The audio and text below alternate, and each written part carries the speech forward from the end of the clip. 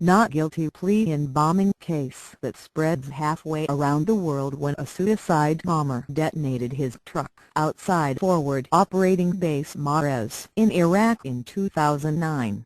It wasn't the first time that type of attack killing U.S. soldiers took place. But the bombing took a different and disturbing turn when investigators determined it was facilitated not by militants on the battlefields of Iraq but out of one man's home just north of the United States. According to the Department of Justice, this suicide operation, which killed 5 U.S. soldiers and several Iraqi citizens, was orchestrated from Edmonton, Canada, by Faruq Khalil Muhammad Isa, a 36-year-old accused of being member of a global terrorist recruiting cell that funneled foreign fighters into Iraq.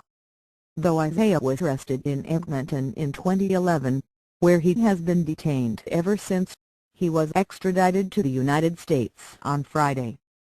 And on Saturday, in a federal court in Brooklyn, New York, he entered a plea of not guilty to his alleged role in the gruesome attack.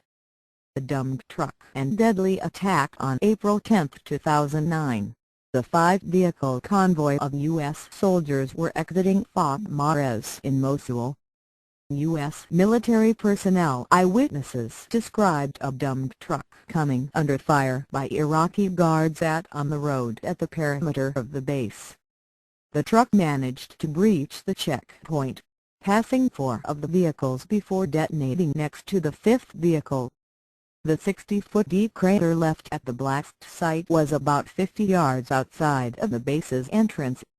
The explosion killed 5 U.S. soldiers, extradited Edward Forrest Jr., PFC Bryce E. Yale, extradited FC Brian E. Hall, Corporal Jason G. Potch and Staff SGD Garrett L. Woods. Several Iraqi citizens were also killed. Grave accent Isa is charged not only with the murder of these 5 soldiers, but also with providing material support to terrorists, as well as conspiracy to commit murder of foreign nationals abroad.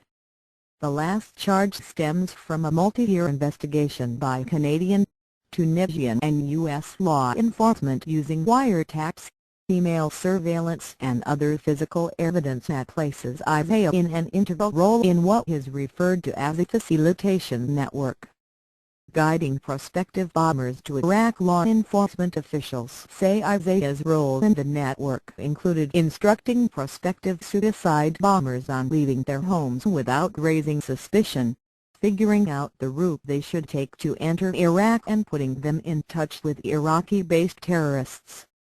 In recorded phone and electronic communications with numerous co-conspirators, including would-be suicide bombers and facilitators based in Iraq, Isa often referred to carrying out terrorist attacks as getting married, as in marriage to 70 virgins or farming, because they plant metal and harvest metal and flesh, according to the Justice Department's criminal complaint. Isa is accused of helping at least 8 Tunisian foreign fighters cross into Libya, eventually making their way to Mosul, Iraq, via Syria to meet with his network of Iraqi-based facilitator contacts. The investigation, according to justice officials, revealed that at least 3 of these foreign fighters carried out at least 2 suicide attacks. One of them was the Forward Marez attack.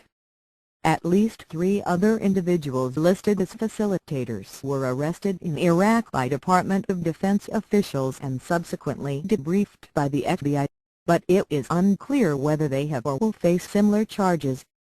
Court documents show Isa regularly checking in with the foreign fighters to find out the status of their marriages, and he even discussed his terrorist activities with his own family based in Iraq.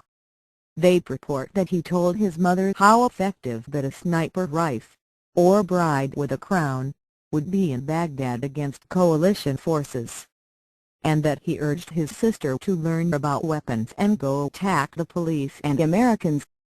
In a news release announcing Isa's extradition from Canada, Assistant Attorney General John Carlin said, The families of these 5 Americans and all who have lost loved ones to acts of terrorism should know that we will never cease seeking to hold terrorists accountable for their acts.